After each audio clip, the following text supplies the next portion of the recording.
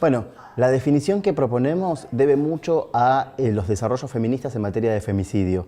De la misma manera que estos desarrollos, esta definición no se compromete con las perspectivas del perpetrador. Eso quiere decir que implica un doble movimiento.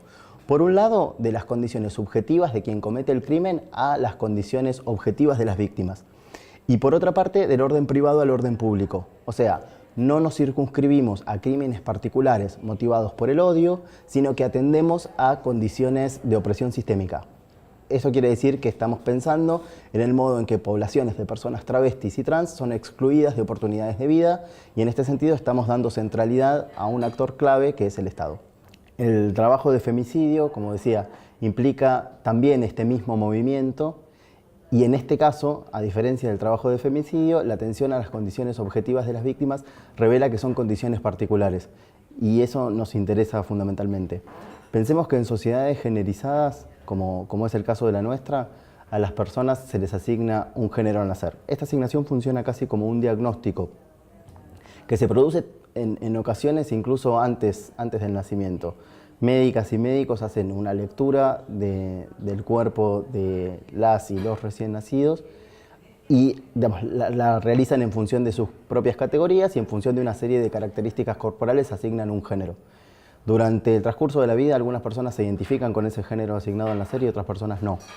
No identificarse con el género asignado al nacer tiene una serie de consecuencias materiales y simbólicas en las condiciones de existencia de las personas. En el caso de las personas trans, la expulsión es el leitmotiv de sus biografías. Es el leitmotiv de las biografías de las personas travestis y de las personas trans. Hablamos de expulsión familiar, de expulsión del sistema educativo, de expulsión del sistema sanitario, del mercado laboral. Por eso decimos que esta dinámica expulsiva ubica a las personas travestis y trans en lugares simbólicos y materiales que están mucho más expuestos a la muerte prematura y violenta. De ahí emerge nuestra definición de travesticidio, transfemicidio, entendiéndolo como la expresión más visible y final de una cadena de violencias, o sea, como el extremo de un continuum de violencias que empieza generalmente con la expulsión temprana del hogar, con la exclusión del sistema educativo, la expulsión del sistema sanitario, del mercado laboral, con la iniciación temprana en la prostitución, con los riesgos que eso implica, la criminalización, la estigmatización social y la persecución y la violencia policial.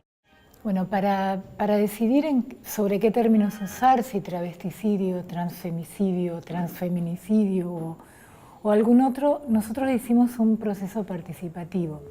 Con esto quiero decir que lo que hicimos fue básicamente darle la palabra a la comunidad afectada o involucrada para que fueran ellas quienes nos dijeran, quienes decidieran cuál era el término que sentían más representativo.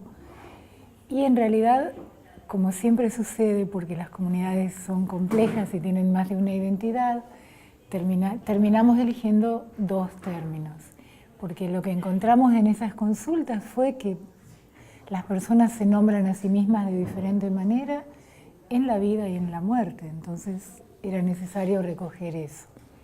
¿Cómo lo hicimos? Primero hicimos una convocatoria para una reunión aquí en el observatorio, a la que vinieron algunas personas y fue muy interesante porque eran personas muy diferentes desde sus edades, sus trayectorias de vida, todo. Y ahí fue donde comenzamos a ver que estaban estos dos términos, porque bueno, las que se definen como mujeres trans querían transfemicidio y las otras, las que se definen como travestis, querían travesticidio, que además era un término que ya estaba un poquito más instalado. Y luego confirmamos esto porque lo que hicimos fue ir nosotros a conversar con distintos grupos y también algunas personas, algunas lideresas importantes de la comunidad trans vinieron aquí al observatorio a conversar con Blas y conmigo. Y otra cosa que hicimos, porque también el otro problema es la cuestión de la porteñocentridad, y no queríamos que las voces de la gente del resto del país no estuvieran. Entonces habilitamos una consulta por mail, que la respondieron algunas personas y nos dieron realmente material súper interesante, no solo desde las propuestas de términos que eran parecidas, sino también desde los fundamentos y el desarrollo de los conceptos. Eso fue una de las, casi yo diría, la pata fundamental del proyecto de llegar a esto. La otra fue, por supuesto, la parte que hicimos más de investigación como más clásica, que fue de consultar documentos, ver qué se había hecho en el mundo.